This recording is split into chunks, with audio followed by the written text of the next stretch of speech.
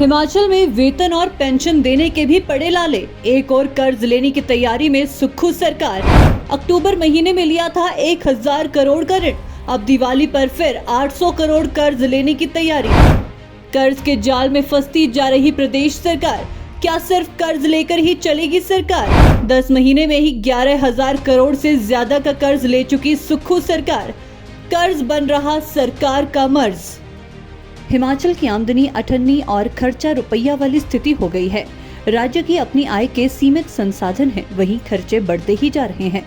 कांग्रेस द्वारा चुनाव में दी गई गारंटियों की वजह से सरकार पर ज्यादा दबाव बढ़ता जा रहा है और इससे कर्ज का बोझ भी बढ़ता जा रहा है। कांग्रेस की सरकार बने 10 महीने हो चुके हैं और इन 10 महीनों में ही सरकार ने 11,000 करोड़ रुपए से ज्यादा का कर्ज ले लिया है। लेकिन फिर भी अभी हालत ऐसी है कि सरकार के पास कर्मचारियों को वेतन और पेंशन देने के लाले पड़ रहे हैं।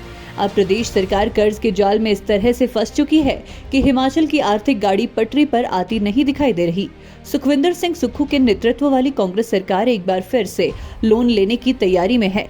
राज्य सरकार दिवाली के ठीक एक दिन बाद 800 करोड़ रुपए के कर्ज के लिए आवेदन करेगी। चूंकि सीएम सुखविंदर सिंह सुक्खू दिल्ली में स्वास्थ्य लाभ ले रहे हैं, लिहाजा उनके वापस लौटने पर ही सरकार के आगामी फैसले होंगे। गौरतलब है कि सुक्खू सरकार ने इससे पिछले महीने अक्टूबर में 1000 करोड़ रुपए का लोन लिया था।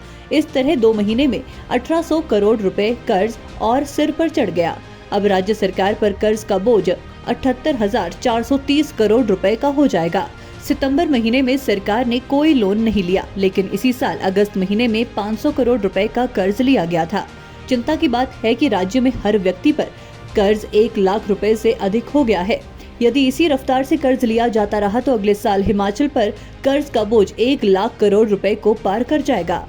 जानकारों की माने तो सरकार ये कर्ज कर्मचारियों को दिवाली का तोहफा उनकी डीए की अदायगी के रूप में देने वाली थी, लेकिन मुख्यमंत्री दिल्ली में होने की वजह से इसमें थोड़ी सी देरी हो गई है। अब मुख्यमंत्री के शिमला आने पर ही अगला फैसला लिया जाएगा।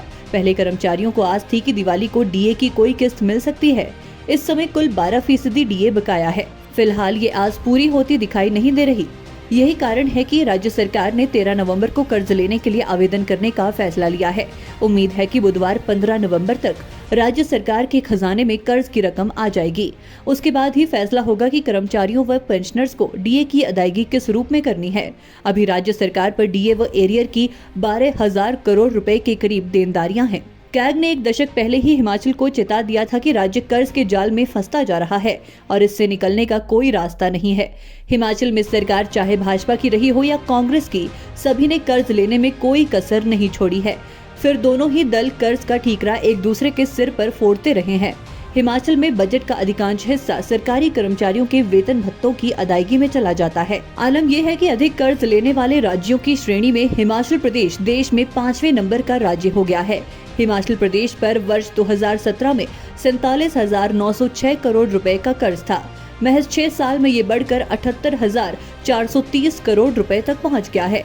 अलबत्ता सुखविंदर सिंह सुक्खू सरकार ने कर्मचारियों से किए गए ओपीएस यानी पुरानी पेंशन योजना की बहाली के वादे को जरूर पूरा किया है। फिलहाल राज्य सरकार 800 करोड़ रुपए का कर्ज लेने जा रही है। जल्द ही इस बारे में अधिसूचना जारी होगी। अब सवाल ये उठता है कि व्यवस्था परिवर्तन का नारा देने वाली सुक्खू सरकार भी क्या पिछली सरकारों की ही तरह कर्ज लेकर अपने मर्ज दूर करेगी या फिर सच में कोई व्यवस्था परिवर्तन करते हुए कर्ज लेने की चली आ रही व्यवस्था को भी बदलेगी। ब्यूरो रिपोर्ट, पहाड़ी हलचल।